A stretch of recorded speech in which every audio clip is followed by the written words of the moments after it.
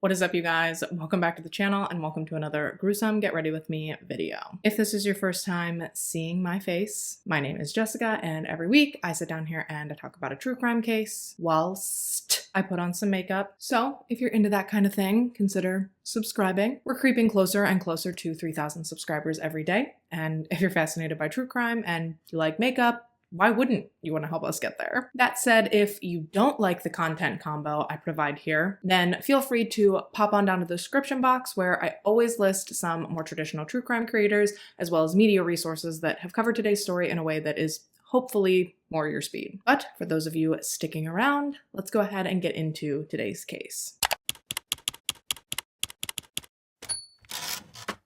All right, so today's story comes from the request archive. So thank you so much to Bethany for requesting this one. Bethany, who goes by Moon here on YouTube, has been such an amazing and supportive presence here in the community for such a long time. And I am super excited to be featuring a case request of hers. And it's a good one, y'all. Like, this story is bananas. And when I say good one, I certainly don't mean that what happened was good. Duh. I simply mean that the investigation into this crime and the twists and turns throughout the story are absolutely fascinating. But why don't I just shut up, tell you the story, and then you'll see for yourself exactly what I'm trying to say. Okay? So our story today takes place in 2005, primarily in Miami, Florida. We'll definitely still be traveling around the US a considerable amount, but for the most part, the setting today is sunny Miami. Known for its beaches, its delicious food, and its nightlife, under most circumstances, Miami would have been an ideal location for a beautiful, vibrant 21-year-old woman like Ina Budnytska. However, for Ina, the events that had brought her to Miami had not exactly been idealistic. Unfortunately, Ina was actually in Miami because she was being housed at the Miami Airport Regency Hotel by her employer following an injury she'd sustained on the job. Ina worked on a cruise ship, and that cruise ship operated out of Miami. So when Ina severely cut her finger just a few months prior to our story, the cruise line had actually offered to pay for her to live temporarily at the hotel until her finger healed and she was cleared to go back to work. Ina was initially from the Ukraine. That's where she'd been born and that's where she'd grown up. So I'm not 100% sure if she just didn't have her own place to stay in the US, or if maybe the cruise line didn't expect her to be out of work for long, so they wanted her close by for whenever she was healed and she could get right back to work, or maybe they were trying to keep Ina happy in order to prevent any kind of additional litigation surrounding her injury. However, if it was the third one, it didn't work because Ina did end up filing a lawsuit against the cruise line, which really is neither here nor there for our story. But the point that I'm trying to make is that beyond the events of this case and a little bit of additional background information I was able to obtain, there really isn't like a ton of information available out there about any one individual person in this case. Even though I do still think the story is really interesting, I do think that there's enough information out there to make a video on it, and I actually think that this video will probably still end up being quite lengthy. Just if you're wondering why this video is such a wildly different format than my normal videos where I go through people's backgrounds and their upbringing and all that jazz, that's why. At any rate, Ina's 21 years old. She's living in Miami, albeit temporarily, and as far as I'm aware, she was a fairly happy young woman. She had a couple of close friends, she had a really fun job, she was obviously stunningly beautiful. I do know that she missed her mom a lot because she was still back in the Ukraine, but otherwise, prior to the events of today's story, there's nothing that I was able to find that would indicate that she was anything other than thriving here in America. However, all of that would come to a screeching halt in the early morning hours of Monday, February 21st, 2005. The evening prior to that, Sunday, February 20th, for the most part, was fairly normal and fairly routine for Ina, and for pretty much any 21-year-old, for that matter. She'd gone out with a friend of hers, a man named Peter. The two of them went to dinner. From dinner, they went out to a few different bars, got some drinks, and after they'd finished bar hopping, they hailed a cab, headed back to Peter's apartment so he could be dropped off, and then from Peter's apartment, the cab went and dropped Ina back off at the Regency. A fairly basic evening in Miami. No big deal. nothing to write home about. Ina can be seen returning from her night out via CCTV footage, of which the hotel had a ton of, given their incredibly extensive security system. Overall, the Regency had 16 different security cameras surveying the premises 24/7. So other than the elevators, the hallways outside the rooms, and the actual rooms themselves, there was really nowhere on the Regency property that was not being monitored day in and day out. Oh, and there was also a program that logged every time either a guest or employee key card was scanned, either to access the elevators, the pool, the gym, the business center. So the guests of the Regency likely felt incredibly secure in staying at that hotel because you really couldn't come or go in or around the premises without being well documented in one form or another. At least that's what everyone thought. It was just after 8 a.m. on Monday, February 21st, 2005,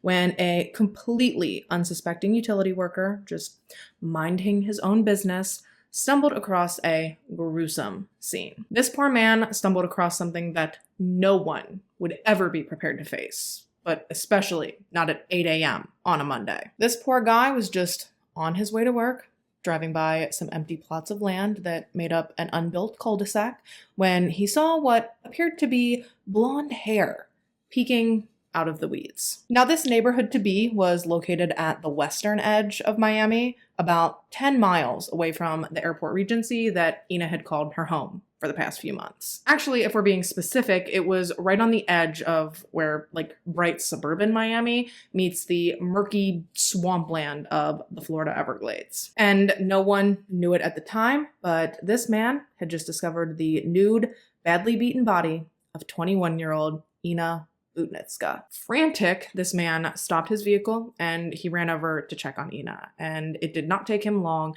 to realize that she had clearly been through hell and back. Obviously, he couldn't tell all of this by just looking at her, but she had been raped, she had been badly beaten, and she had been left there for dead. She had suffered severe head trauma. The bones around her right eye had been shattered, and she was covered head to toe in bruises and abrasions. But even with all of that, she was still alive, albeit barely. It was truly by the grace of whatever higher power you believe in, if any, that this man had managed to find Ina and to alert emergency medical services when he did. Ina was immediately life-flighted from the cul-de-sac she'd been discovered in to the Ryder Trauma Center, which is located in Jackson Memorial Hospital. And this is a level 1 trauma facility, which means that it is equipped to deal with anything. The hospital was about 23 miles, give or take, from where the utility man had discovered Ina, which in a helicopter probably took, I don't know, like 10-ish minutes to get there, she says, knowing she doesn't know a damn thing about how fast helicopters can fly. Regardless, though, they were able to very quickly get Ina to the hospital. They got her in, they got her admitted to the ICU, and there the medical staff began one by one addressing her head trauma as well as her other various injuries. Thankfully, the staff at Jackson Memorial were able to stabilize Ina. They got her stitched and bandaged up. They got her cleaned up to the best of their ability, and they also placed her in a neck brace. Unfortunately, though, at this point, Ina was still unconscious, meaning that she was still unable to tell anyone what had happened to her or even who she was. She had no identification on her, nothing near or around her that would help police identify her, and nothing to determine how on earth she had ended up in that empty lot. I mean, clearly whatever had happened had been nefarious. It had obviously been at someone else's hand. Because not only is it unrealistic to think that she'd beaten and battered herself and left herself out there for dead in the middle of some weeds, but the hospital staff was also able to recover male DNA from inside of Ina's body. So even without a formal statement from her, and even without her recollection of the events that had led her to be abandoned in that cul-de-sac, one thing was for sure, and that was that police had a predator on their hands, and they simply could not wait for Ina to regain consciousness before they started their pursuit of this animal. Therefore, Miami-Dade Police Detective Alan Foote hit the streets. He began doing all he could to begin his investigation in lieu of his victim's statement. Detective Foote went out on foot. Detective Foote went out and he went door to door throughout the neighborhoods surrounding where Ina had been discovered. And he asked the residents, like, did you see anything? Did you hear anything?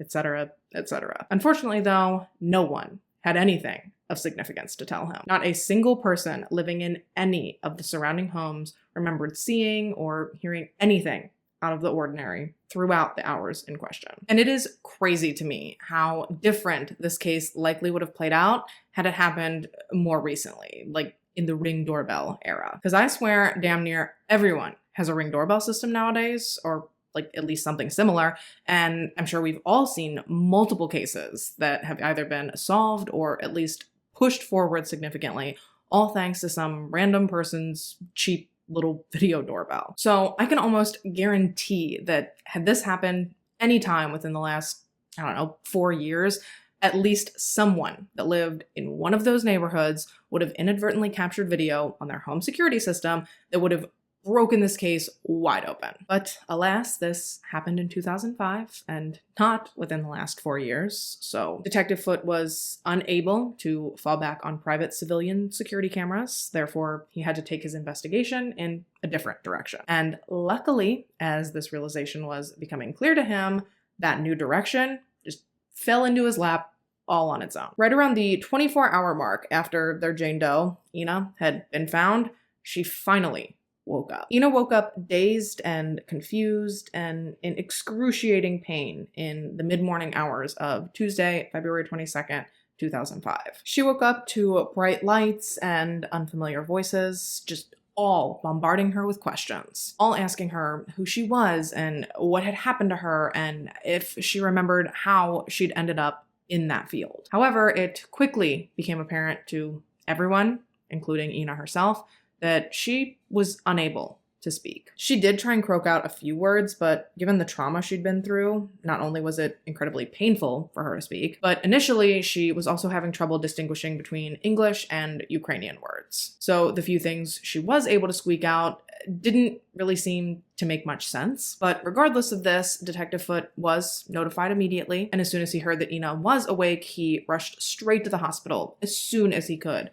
so that he could finally interview this mystery woman. Hospital staff did inform Detective Foote of Ina's inability to speak. However, prior to his arrival at the hospital, they had learned that she was able to communicate via a notebook. She'd been answering the hospital staff's questions with a pen and paper they'd provided her, and on top of that, she'd also written out and asked them a few questions of her own. So by the time that Detective Foote actually entered Ina's room, he'd learned that her name was Ina Budnytska, that she was a Ukrainian native, and frustratingly, he learned that, just like the rest of them, she didn't have a damn clue as to how she'd ended up naked and abandoned 10 miles from her hotel in an undeveloped neighborhood. So obviously, the situation isn't ideal. This wasn't what Detective Foote was hoping or expecting to hear. But what really took him back about these notes that Ina had written, what really surprised him, was that Ina had also written down her attorney's name and phone number, just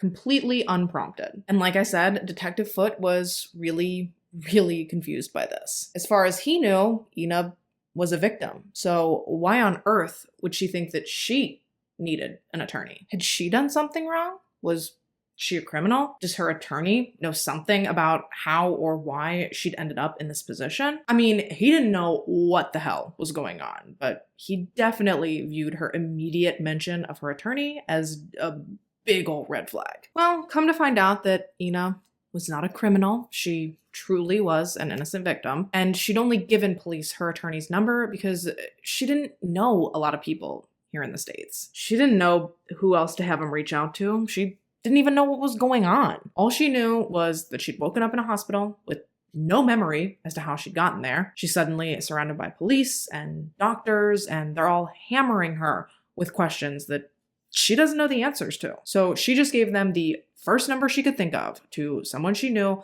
that may be able to help her, and by proxy, then also help the police. So Ina's attorney, Mitchell Lipcon, he gets this call from Detective Foote, finding out that his client's been attacked. So he tells him everything that he possibly can. He tells him all about Ina's workers' comp suit, all about her injury. He tells him what she does for a living and who she works for. But most importantly, he tells him where she's been staying, which meant that Detective Foot's next stop was the Miami Airport Regency Hotel. Now, we've already discussed the hotel's, at the time, very advanced and extensive and sophisticated security system. Cameras, key card tracking, 24-hour security, they had the whole nine. So Detective Foot is like, sweet, I'm gonna review these tapes. Hopefully I'll see when she leaves. Even better, I might catch a glimpse of who she leaves with. Bing, bang, boom. I'll have this case solved no time. But as fellow avid true crime consumers, I likely don't have to tell you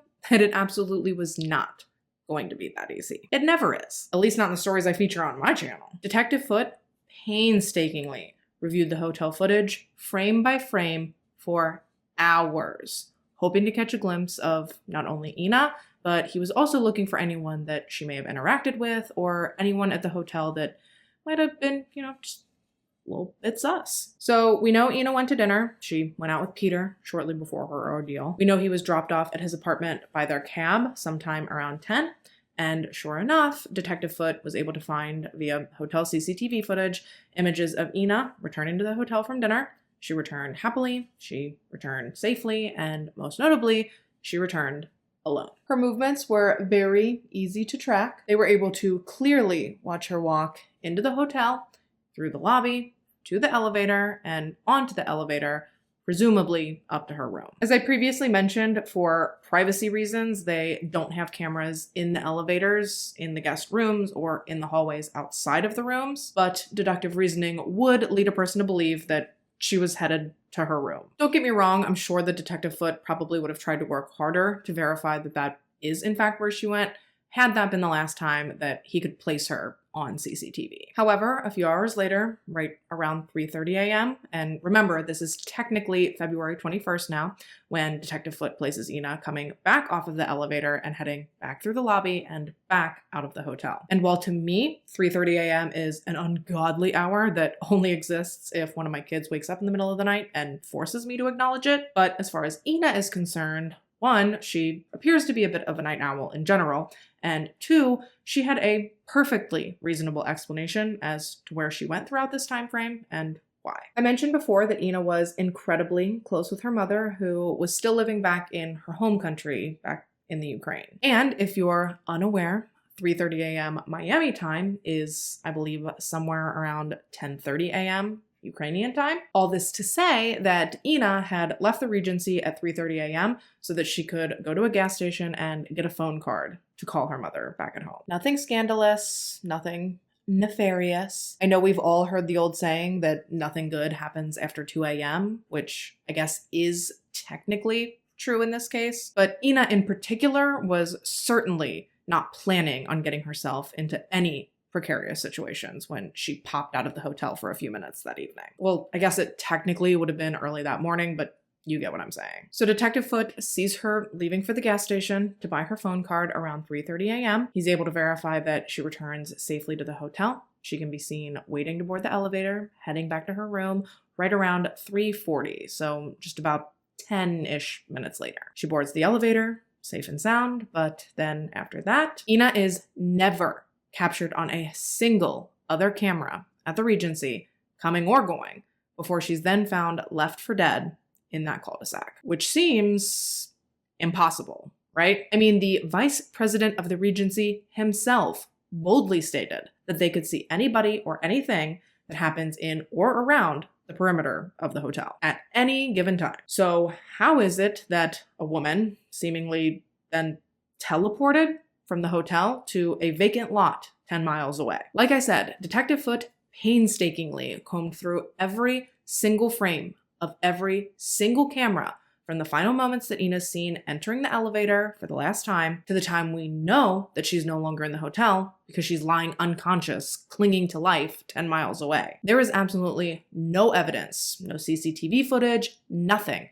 to indicate that after she boarded the elevator at 3:41 a.m., Ina Budnytska ever left the Miami Airport Regency Hotel. But evidence or not, we know for a fact that she did. So how? Detective Foot checked out every explanation that he could possibly come up with, from Ina being thrown out of the window of her hotel room to her being lowered out of the hotel by rope. But no matter how reasonable or how outside of the box his theories were, nothing checked out. He wasn't able to prove any of these theories, and even after an exhaustive review and search of the hotel's perimeter, Detective Foote was still completely unaware of how Ina had managed to leave the hotel unseen after boarding the elevator up to her room at 3:41. So he decides that he's going to put a pin in that question. He's going to come back and answer it later. And instead, he begins following up on the very few other leads and avenues that he's able to develop, starting with Ina's friend, Peter, whom she'd had dinner with that night prior to her ordeal. And while at first glance, Peter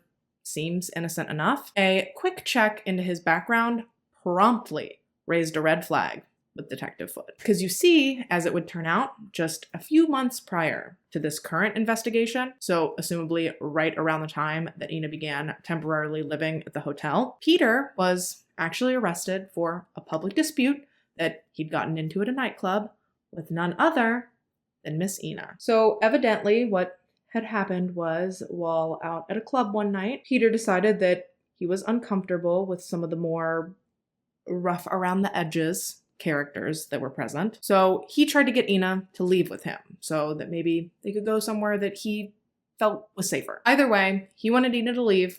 She didn't want to leave, and thus an argument broke out. And I guess then he grabbed Ina by the arm. I don't know if it was an attempt to make her listen or to keep her near him.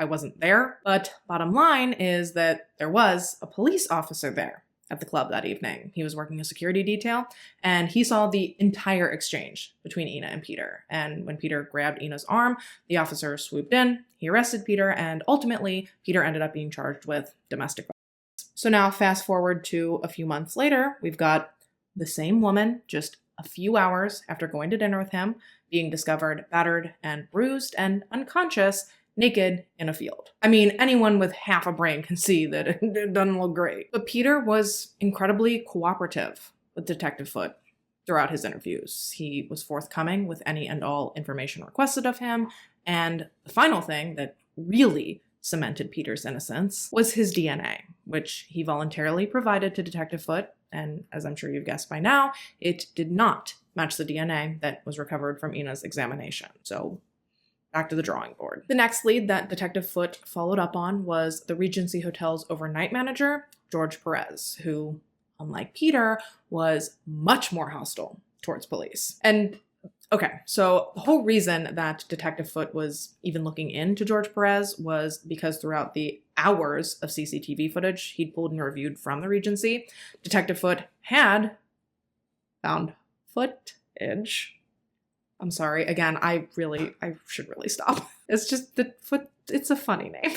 Anyways, so Detective Foote had on video images of Ina at the front desk speaking to George at right around 2:15 a.m. And not only do they have a conversation, but George also then leaves the front desk directly after Ina, and he actually ends up boarding the elevator with her, and he's gone for 15 minutes, so until about 2:30. And even though that we already know that Ina was seen perfectly fine after this exchange, it doesn't necessarily alleviate any and all suspicion from George, because the man had a master key to every room in the building. He worked there, so he knew the building like the back of his hand. If in fact there were any blind spots that Ina could have been snuck out of, surely he'd know of them. I mean, it's a criminal investigation. You have to do your best to cover all your bases. So unpleasant as the exchange likely was, due to George's outward disdain of police, Detective Foote did interview him. During this interview, George vehemently denied having anything to do with what had happened to Ina.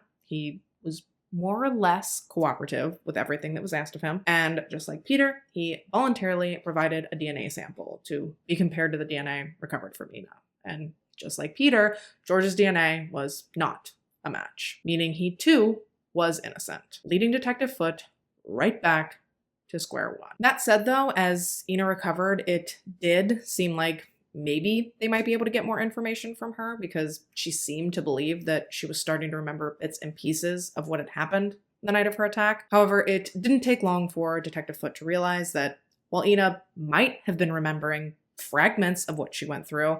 They were random, they didn't really make a lot of sense, they were odd, and sometimes they changed up completely. No matter what she told him or what she thought she remembered, frustratingly for, I'm sure, everyone involved, Ina included, it just did not seem as though she was able to distinguish between dreams and nightmares she was having and actual real and true events that had taken place the night she was attacked. Things got so desperate that investigators even resorted to hypnotism in an effort to try and draw more accurate and substantial memories out of Ina. But even with these more unorthodox practices, no matter what straws they grasped at, it just seemed as though they always ended up back at the same place and back at the same question. How the hell did Ina get out of the hotel without being seen by a single person or security camera? It truly did not make any sense, and it had investigators baffled. And adding to that confusion was the fact that when they went to compare the video footage timestamps to the timestamps on the key cards, it appeared as though there was an unexplained 17-minute gap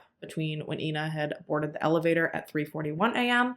and when she'd swiped her card to enter her room at 3:58 a.m. But because of the lack of cameras in the elevator and in the actual guest room hallways, there was truly no way to tell where she'd went or what she'd done within that 17 minutes. It had to be so annoying because it was like the more information they managed to uncover, the more bewildering and confusing this whole thing got. Days turned into weeks, weeks turned into months, and all of a sudden, before anyone knew it, it was November. It had been 9 months since Ina's attack, and much to everyone's dismay, the Miami-Dade Police Department really didn't seem like they were making any progress. They'd followed all of their initial leads straight into dead ends, all the ones that we've already talked about, and from there, they really just ended up stuck on, pardon my French, but how the fuck did this woman get out of this hotel? I know that I keep harping on it, but it simply did not make sense. Hence why that question alone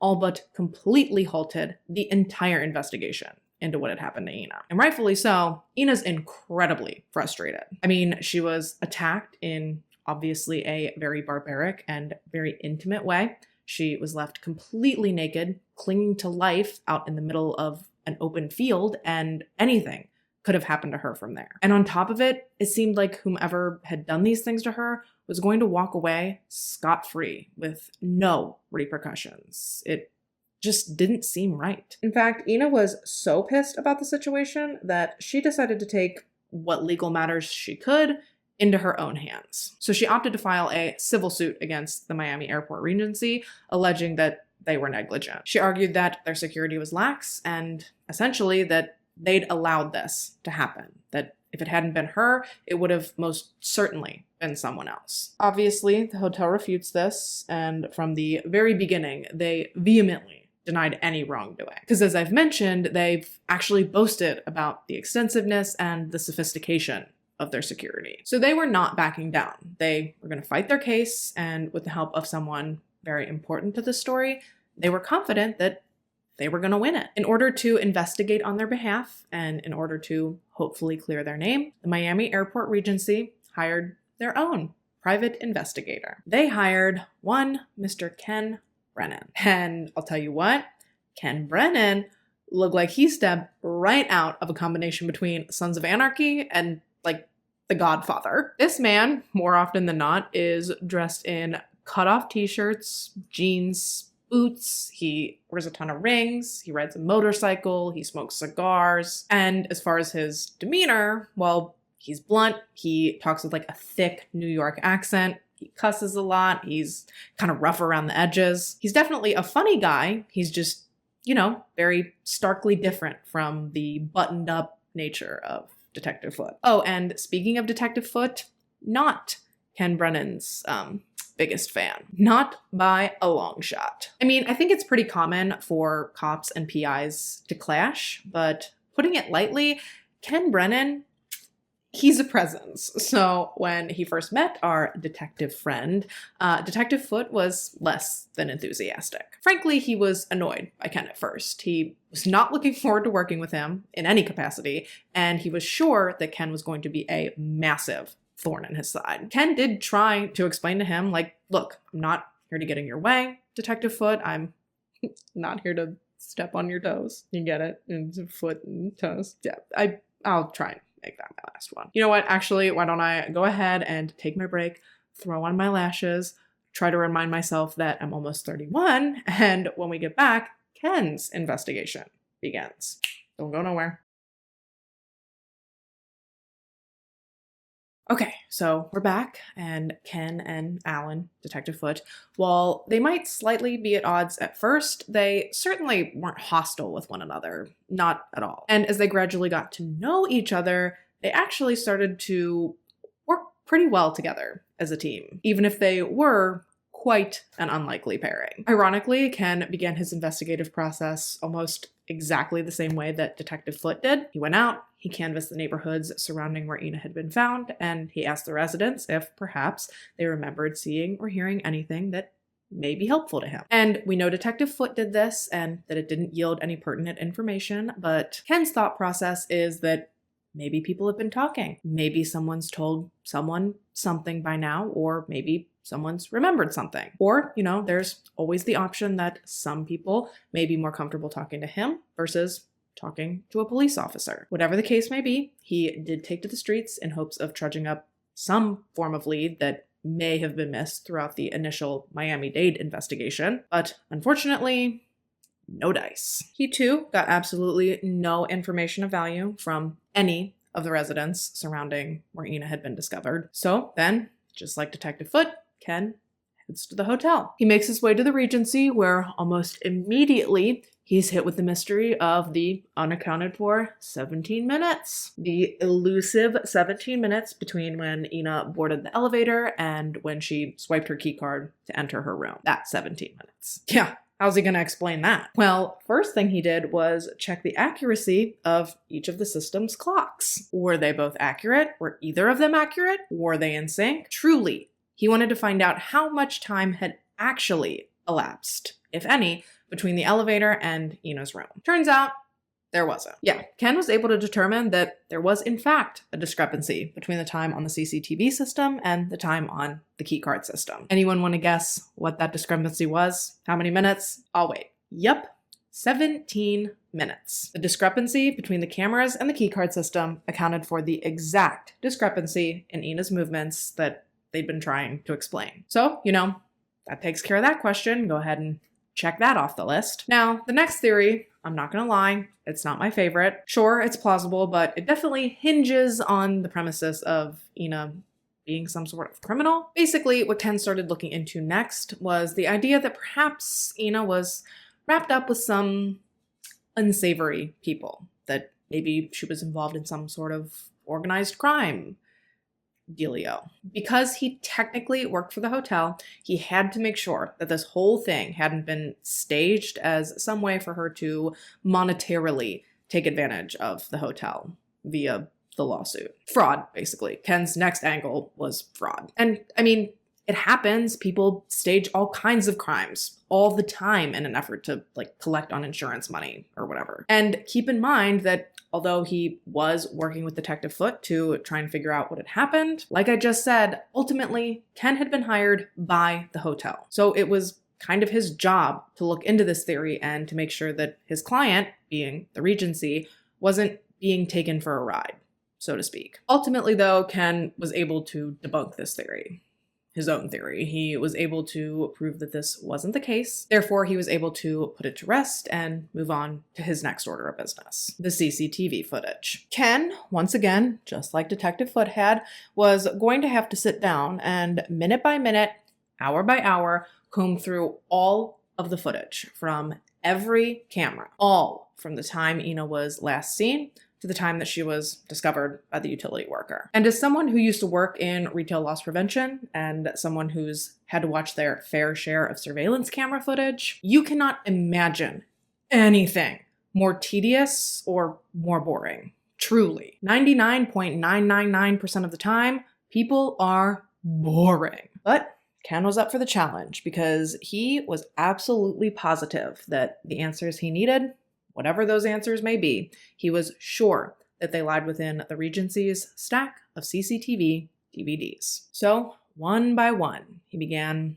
combing through the footage, frame by frame, camera by camera, verifying the locations, the whereabouts, and the movements of damn near every person that came in or out of the hotel throughout the time frame in question. Slowly but surely, systematically, Ken was able to rule out basically everyone. Obviously, I don't have details for how he ruled out each individual guest, visitor, employee, or what have you, but he did. He was able to convince himself, at least, beyond a shadow of a doubt, that he could cross almost every single person he saw off the list. Everyone, that is, except for one mystery man. Okay, so we know that Ina got onto the elevator just after 3:40 a.m. That much I've explained to you. However, what I've conveniently left out is that when she did board the elevator, it wasn't alone. Don't get me wrong, this wasn't someone that Ina knew that she got on the elevator with. As far as you can tell from the security footage, the man just looks like another innocent, polite, random hotel guest. Just a chance meeting by two hotel guests outside an elevator. Nothing necessarily to write home about. That is, until Ken later sees the same man doing something, I don't want to say weird necessarily, but I also don't really know how else to word it. He sees the guy doing something that, for whatever reason, piques his interest. How about that? So he sees the guy get on the elevator with Ina at 3:41, but then he sees the guy get back off the elevator and head back through the lobby with a suitcase just under 2 hours later, right around 5:30. He follows him via CCTV through the lobby, out the front door, and out to the parking lot. And sure, a man walking through a hotel with a suitcase certainly isn't groundbreaking information, but it is sort of noteworthy when you find out that this man left the hotel to load his luggage into his car at 5:30 in the morning. He then left the premises, only to return about an hour later without his luggage, but then he proceeded to stay another night in the hotel. So you have to admit, that's a little weird. But what does this have to do with Ina, you may be wondering? Well, my friends, it has everything to do with her. Ken Brennan, I don't even know how many times, countless times, he reviewed this man's movements. Into the elevator with Ina, out of the elevator with a suitcase, out to his car, and back again.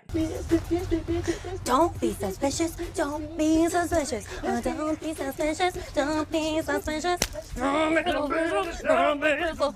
Over and over and over again, Ken watched these videos until all of a sudden, something caught his eye. It was something so minute, so seemingly insignificant, and something that happened so quick that if you blink, you would most certainly miss it. And this teeny, tiny little detail would eventually break the entire case all the way open. And the little detail I'm referring to is this. Did you catch it? Here, I'll replay it.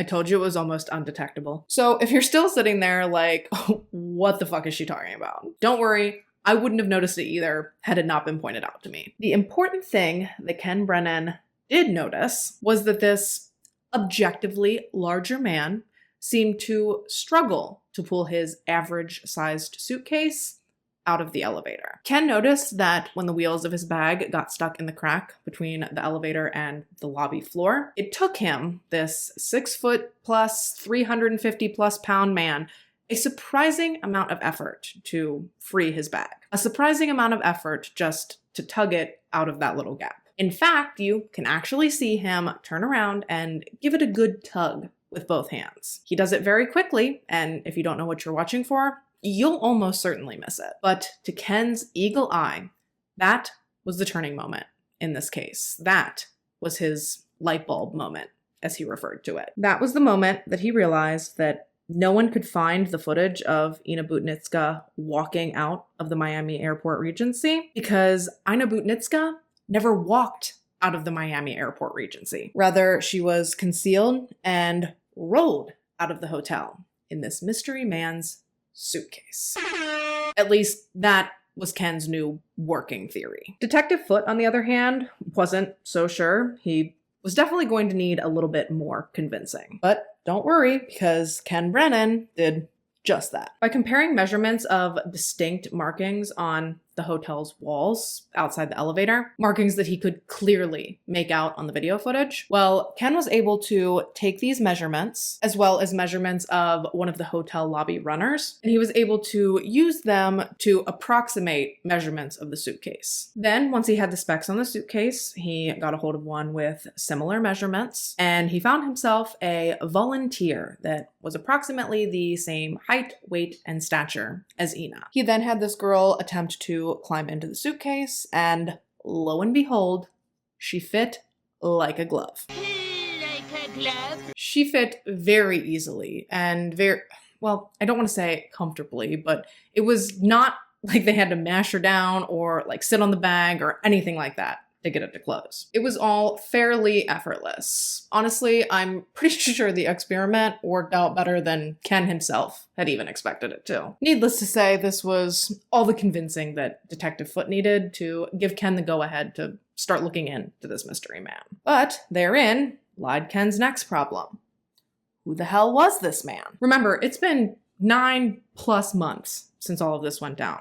And on top of that, we're talking about 2005. Record keeping and a person's digital footprint was absolutely nothing like it is today. I mean, nowadays, you can't go anywhere without your phone making note of where you've been, your car making note of where you've been, credit cards making note of where you've been. And while sure, 2005 wasn't like the Stone Age, it was undeniably easier to be elusive back then than it is today, or than it ever will be again. That said, most hotels do make photocopies of guest IDs for security purposes to verify that who's checking in is actually who they say they are and to help prevent fraud and identity theft. And the Miami Airport Regency Hotel was no exception. They photocopy guest IDs as well, even back in 2005. The problem was that when Ken asked to look through the IDs, this was the kind of copy he was provided.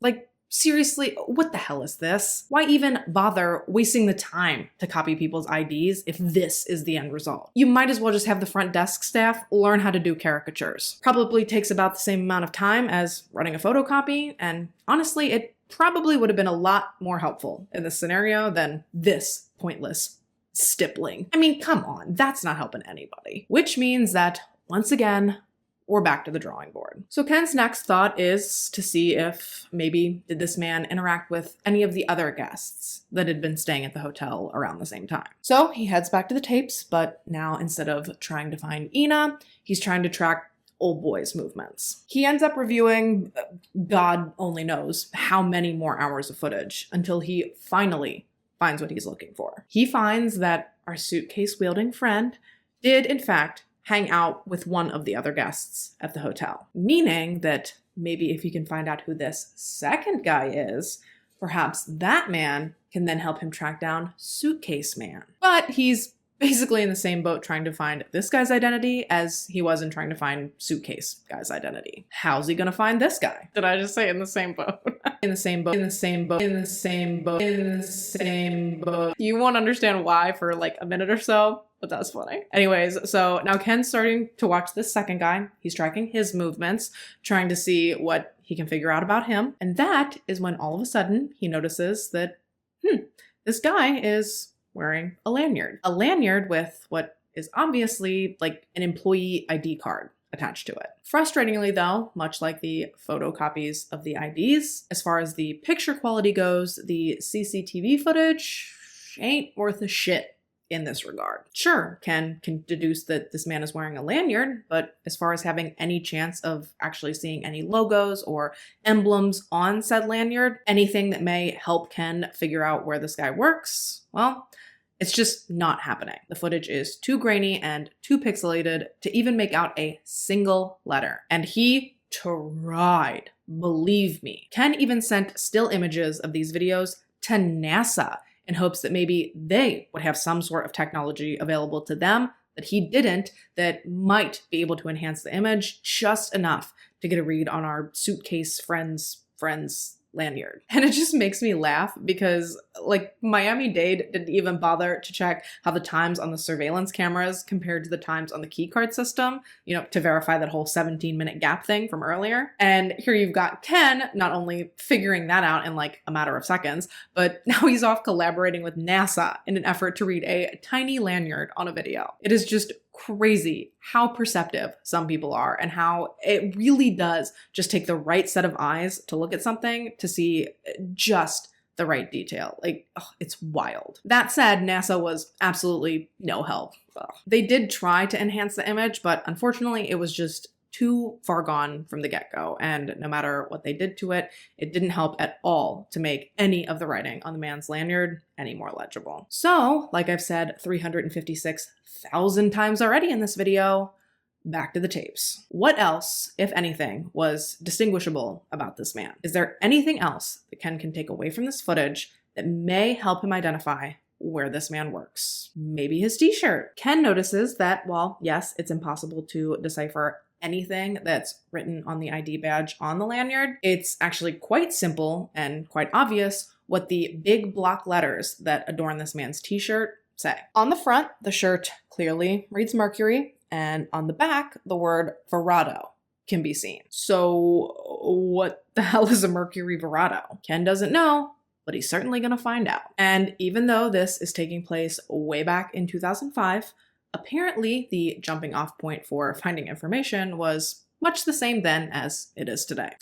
Google. Yes, Ken did ye old Google search for Mercury Verado, and he was quickly able to find that Mercury Marine, which is a boating brand owned by the larger Brunswick Corporation, like company umbrella, they had just introduced publicly their newest boat engine, the Mercury Verado. And this is important because this served almost instantly as another light bulb moment, if you will, to Ken, because perfectly corresponding with the time frame that Ina was assaulted just so happened to be the Miami International Boat Show, where Mercury Marine just so happened to be a massive exhibitor. Granted, it wasn't easy to get here, but the pieces did finally seem to be gradually falling into place, because Ken was all but sure that these gentlemen, the ones he'd been obsessively looking for, they were in some way affiliated with the boat show. He didn't know if they were employees of Mercury Marine, or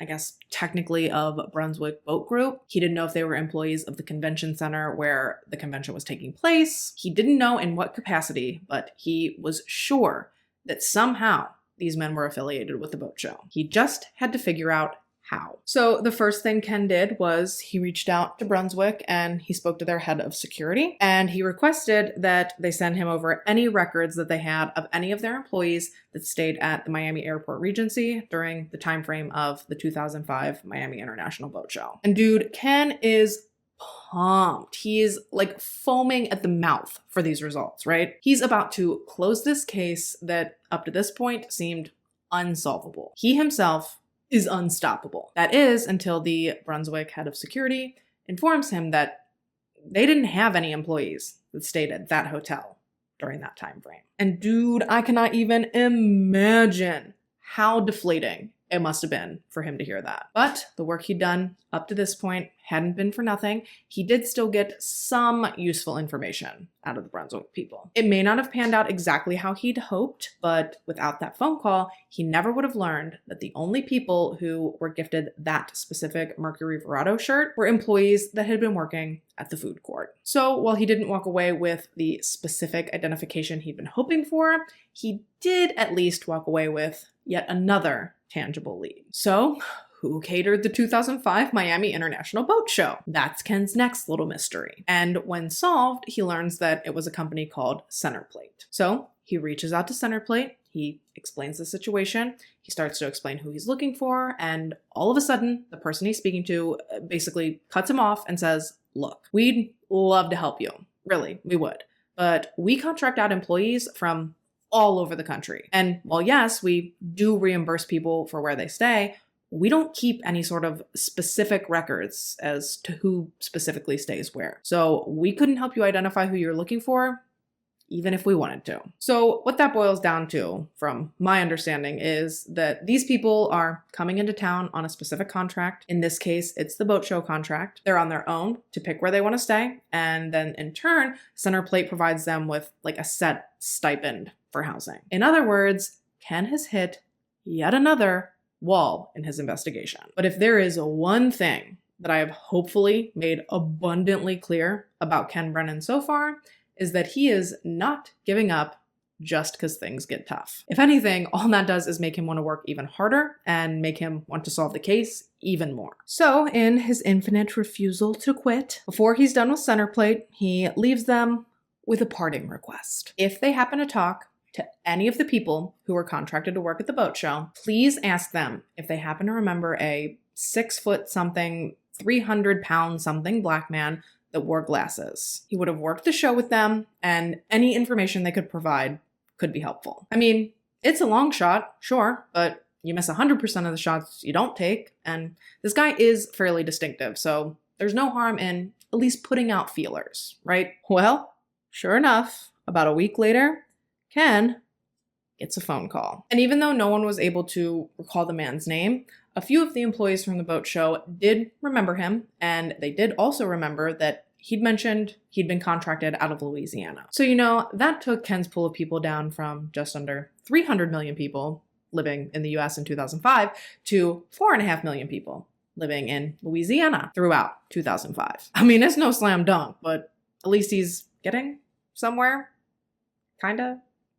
Maybe. Obviously, finding one single man throughout all of Louisiana isn't going to be the simplest of feats, but through speaking with some of the people who remembered working with him, Ken is able to pinpoint the man's location just a little bit further to specifically New Orleans and the surrounding area. And that takes things down from 4.5 million people to 450,000 people, which is considerably less. Sarcasm, obviously, but something that was helpful was that Ken actually had a good buddy, a cop friend of his, that worked out of an area near New Orleans, and that was huge. This automatically gave Ken an in to one of the jurisdictions down there. And with the oftentimes contentious relationship we see between police and private investigators, this was helpful for Ken on so many levels. Through his research into Centerplate, the catering company, Ken found out that they also provided catering services to a semi-pro baseball stadium that was located just outside of New Orleans. So he asks his cop buddy if there's any way that he'd be willing to send one of his guys, one of his officers,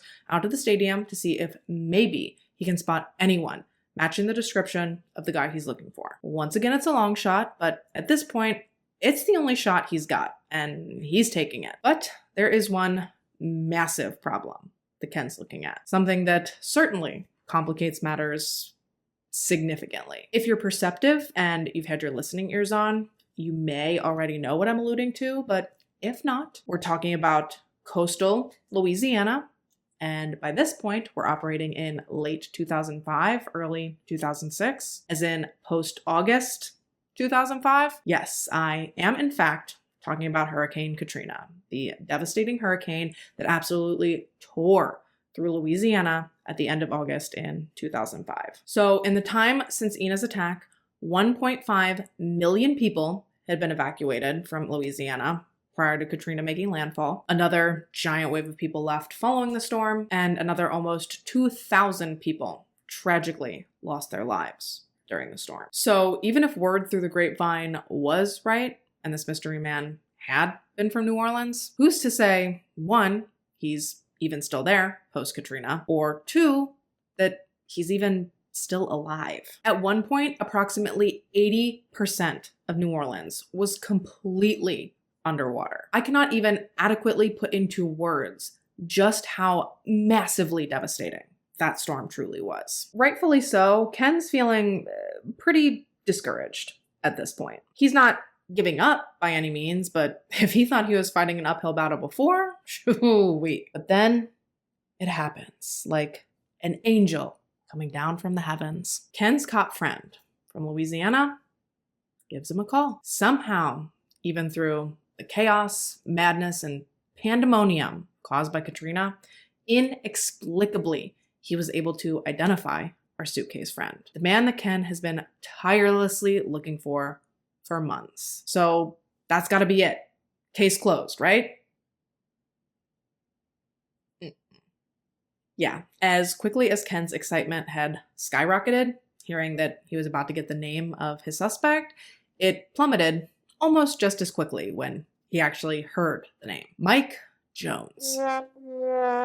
Yeah, I can't really think of a less distinct, less helpful name. Maybe John Smith, but other than that, it's not good. The only saving grace that Ken had was that his cop friend had also managed to get him a middle name, Lee. So at least there was something mildly distinguishable about this guy's basic ass name. And by the grace of God, the skin of his teeth, and the hair on his nuts, Ken is able to grasp onto this lead and make something of it. And yes, I just used an Eminem quote. And no, I'm not sorry about it. I was obsessed with Eminem in high school. I almost got a tattoo to memorialize that obsession, and I cannot even begin to tell you how thankful I am that I didn't do that. That would have been something to be sorry about. Not that getting a tattoo to honor a musician is a bad thing, I'm just saying for me personally, I think that dedicating my senior yearbook quote to him was enough, all right? So there's a fun fact about me. Anyways, Ken takes the name to the Miami Airport Regency. He asks them to review their records, and boom. There it is, the match that Ken was hoping for. There was, in fact, a Mr. Michael Lee Jones Jr.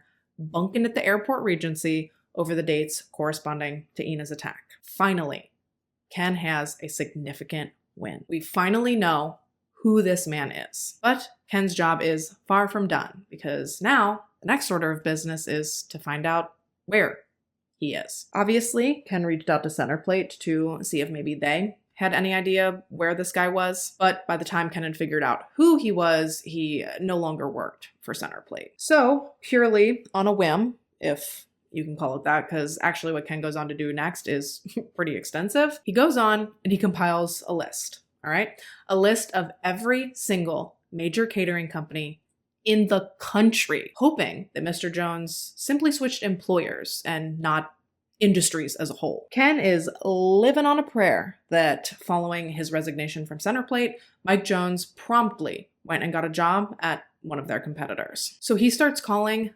dozens and dozens of different catering companies, asking all of them the same single, simple question. Do you have an employee working for you named Michael Lee Jones? And most of the companies were fully cooperative. Some of them took a little finessing, like they gave a little pushback, but ultimately, they did cooperate. However, one company, Ovation's Food Services, they were completely uncooperative with Ken. In fact, they told Ken that without a subpoena, he could fuck right off, that they ain't giving him squat. Mind you, this company had an office in Florida, which is obviously where Ken's conducting his investigation. So this is in person that these people are like.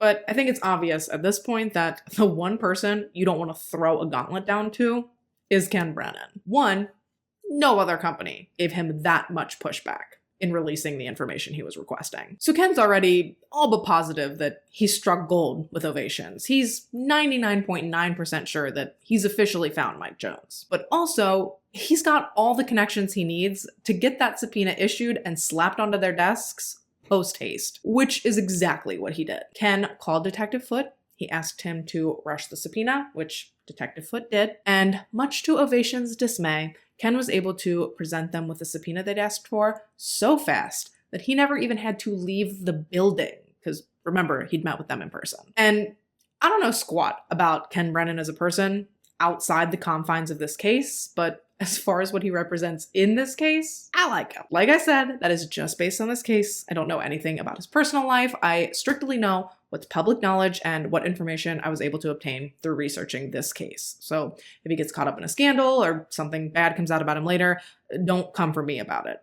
All I'm saying is that he did a good job with this case and he comes across as fairly likable in all the interviews I've seen of him. That's it. Okay, so once Ken gets the subpoena, Ovations is forced to confirm to him what he more or less already knows. Michael Lee Jones does work for them, and finally, he's able to determine, finally, bitch, where this man currently is, which is working for a minor league baseball field up in Maryland. Told you we'd be doing some traveling today, as is Ken now, because the next thing he needs to do is verify that this Michael Lee Jones character, this man that he spent innumerable hours identifying and tracking down, does his DNA even match the DNA that was recovered from Ina following her attack? Well, after all this time, over a year later at this point, Ken is about to answer that very question. Well, kind of. Actually, Detective Foote was the first to fly out to Maryland to interview Mike Jones, and at first, he was seemingly very cooperative. He was polite, soft-spoken, he was well-mannered, he didn't seem nervous, he seemed intelligent, very open to answering Detective Foote's questions, to the point that Detective Foote actually referred to Mike, following their initial meeting, as a teddy bear of sorts. That, yeah, he was a big guy and maybe he looked intimidating, but Detective Foote walked away from their first meeting feeling very skeptical that Mike Jones truly was the man who'd assaulted Ina and left her for dead, especially considering he voluntarily agreed to be swabbed for a DNA comparison. Didn't even bat an eyelash, not a care in the world. I think Detective Foote truly thought that that DNA comparison was going to come back and be negative. I think he really believed it wasn't going to be a match. Ken, on the other hand, his confidence was unwavering. No matter how believable Detective Foote thought this guy was, Ken believed, without a shadow of a doubt, that he had the right guy. But DNA comparison isn't a snap of the finger process. It can take quite a while sometimes, especially back in 2006. So while Ken waits, he takes it upon himself to contact a lieutenant with the Frederick, Maryland Police Department. He gives him a quick rundown of the investigation, explains to him what he's found and what his beliefs are so far, and basically he lets him know, like, hey, I think this guy's up to no good. I don't know if maybe he's responsible for anything similar up there, but, you know, I just want to give you guys a heads up. And in return, this lieutenant, Lieutenant Chase, he goes out of his way to put some of his officers on, I guess we'll call it like a loose surveillance of Mike Jones. They're watching him just to make sure that he doesn't take off and just to ensure that he's going to be there if and when Miami-Dade and Ken Brennan come a knockin', which actually turned out to be sooner than anyone expected because Ken's impatient, which I can respect and I can understand. He could not handle waiting around anymore, just sitting idle while the DNA processed. So instead, he headed up to Maryland, he contacted Mike Jones, and fully on his own volition, Mike agreed to meet with Ken for an informal interview. An interview that lasted for 3 full days. And if you're thinking like, wow, he's so cooperative, Ken was on the complete other end of the spectrum. He thought that the fact that Mike had agreed to talk to him for so long meant that he was guilty. He thought that anyone who was innocent would have told him to kick rocks pretty much right after denying any involvement in the crime. Would have told him like, I don't have to talk to you. Come to me when you can prove I did it. You know, like that sort of vibe. But Mr. Jones, in Ken's opinion, voluntarily sat and spoke with him over the course of 3 days because he wanted to gauge just how strong of a case they were building against him and how much did they really know. Obviously, he denied having any involvement right from the start of their interview, but then he voluntarily carried on talking to Ken for so long. And Ken even told him when they finally did part ways after the 3rd day, he told Mike to make sure that he remembered his face because it was the face that was going to put him away for what he did. And meanwhile, as they're closing in on Mike Jones, they decide to see if maybe Ina remembers him. And if she does, maybe seeing his picture might help jog her memory. I mean, duh, they can't just show her the picture and be like, is this the guy? Because she can't remember what happened. And they certainly don't want to manufacture memories for her. They don't want to taint her as a witness to her own crime. So Detective Foote plays it safe. He puts Mike Jones' photo into a lineup, 6 pictures, all similar looking men, all very reminiscent of Mike Jones, including Mike Jones. And he takes that lineup to Ina. And almost instantly, with very little hesitation, Ina identifies Mike Jones as not only being familiar to her, but she downright identifies him as the man who assaulted her, which is huge. Almost as huge as the DNA results, which came back almost simultaneously to Ina positively identifying Mike as her attacker. And Ina's identification was bolstered by the positive DNA match between Mike Jones and her kit. Michael Lee Jones Jr. was subsequently arrested. He was booked on rape charges and extradited from Maryland to Miami pending his trial. Despite the circumstantial evidence and the DNA evidence that Ken and Detective Foote had collected to substantiate their theory that Mike was responsible for Ina's attack, Michael Lee Jones Jr. was steadfast in maintaining his innocence. He claimed that he and Ina had had consensual sex, which he'd then paid her $100 for, and that once they'd finished, he'd left, she was perfectly fine, and that he'd never seen her again. And when Ken countered that by asking him to explain why his suitcase appeared so heavy when he was coming off the elevator,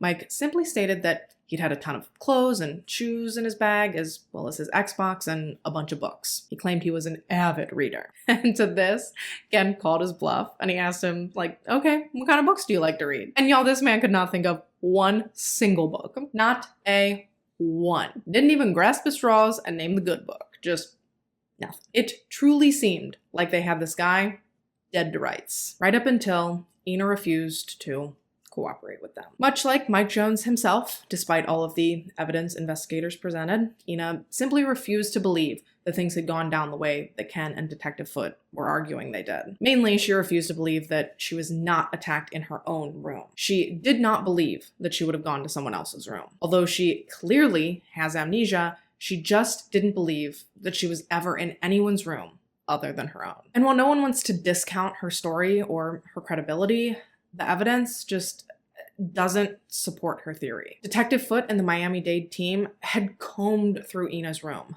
bit by bit, and there was absolutely no evidence to support the theory that the attack had taken place in her room. Sure, her room was lived in, the bed was unmade, her clothes were hung up, there were food and drink containers present in the room, but there was no DNA, no blood, nothing in disarray. There just simply were no signs of any kind of violent struggle. Ken and Detective Foote weren't budging on their theory, but neither was Ina, which, should go without saying, does not make for a strong case in court. I mean, how's it going to look to a jury if the victim gets up on the stand and completely refutes what the investigators and the prosecution have to say? Answer, not good.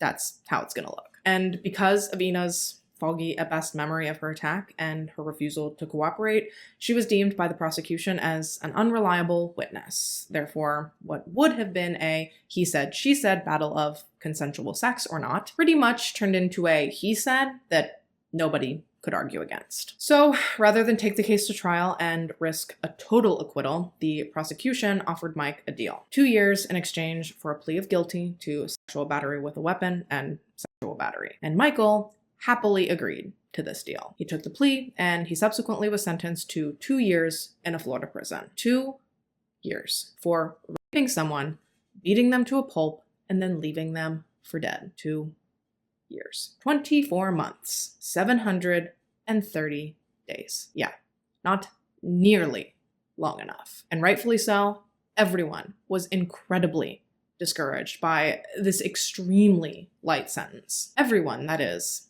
Except for Ken Brennan. He didn't think the sentence was a problem because he was playing the long game. He was convinced that the minute Mike Jones' DNA hit the CODIS database, multiple other hits would generate. Ken believed that Michael Lee Jones Jr. was a serial rapist and that his DNA would likely, in rapid succession, solve multiple cold cases, potentially across the country. And y'all, that is exactly what happened. When entered into CODIS, Mike Jones' DNA ended up matching DNA recovered from 3 additional cold case rapes, 2 that had taken place in New Orleans in May and June of 2003, and 1 that had taken place in Colorado Springs in December of 2005. He was sentenced to 24 years to life in prison following his conviction for the Colorado Springs attack. That conviction came in 2009. And then in 2015, he pled guilty to forcible rape in the New Orleans attacks and was sentenced to an additional 45 years in prison. He's currently serving his Colorado sentence at Sterling Correctional Facility, and even though technically it states on the Colorado Department of Corrections website that he's eligible for parole in 2027, 1, even if he is, I doubt he's going to get it, and 2, I'm pretty sure that following his Colorado sentence, he'll have to then go and serve his New Orleans sentence, so suffice it to say that I don't think he's getting out anytime soon. As for Ina, I don't really know much of what she's up to presently. I wasn't really able to find anything too current. I did gently Google search, but my thought is that if she isn't easy to find, then maybe she just wants to be left alone and left to her privacy. So I didn't really dig too terribly far. I can tell you that she was satisfied, not necessarily with the outcome of her own case, but she was happy with the overall outcome of subsequent cases that her case helped to solve, if that makes sense. Actually, she ended up testifying at Mike's Colorado trial because sadly, the victim in that particular case, Jennifer Rossler, she passed away before she was able to take the stand in his trial. She died from natural causes. It didn't have anything to do with Mike's crimes against her or her intent to testify or anything like that.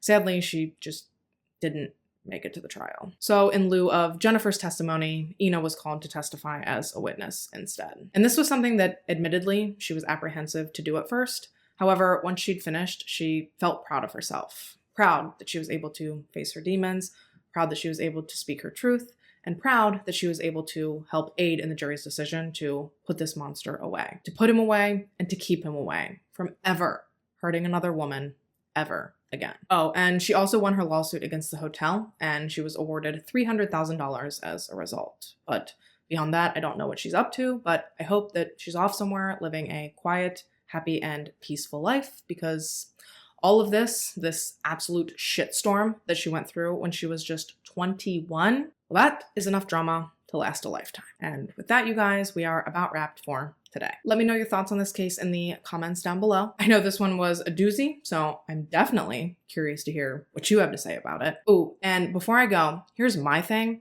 They claim to have had this like super security system, they being the hotel. So why was it that they couldn't compare like the key card records, like see who swiped a key card like to get on the elevator at a certain time? Because Ken definitely had a video of Mike Jones swiping his key card to access the elevator.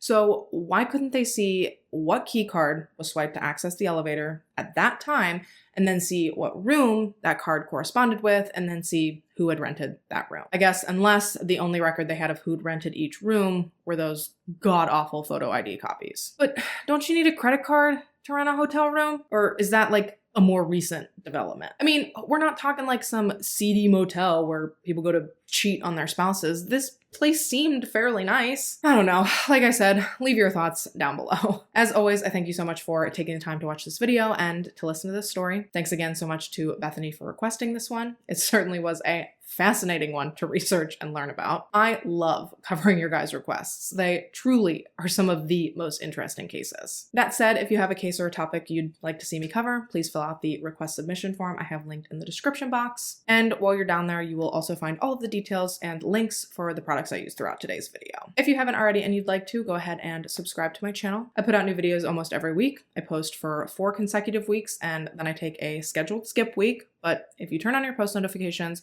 you'll always know when I do post, and you'll be sure to catch me back here in my next one. But until then, stay safe and have a good week. Oh, and sorry about all the foot jokes today. Bye, guys. What? Before her or and my ass is asleep. The CCTV footage. How much is too much? Of this color? Fucking none. God damn, that's pretty. Was through. Yeah.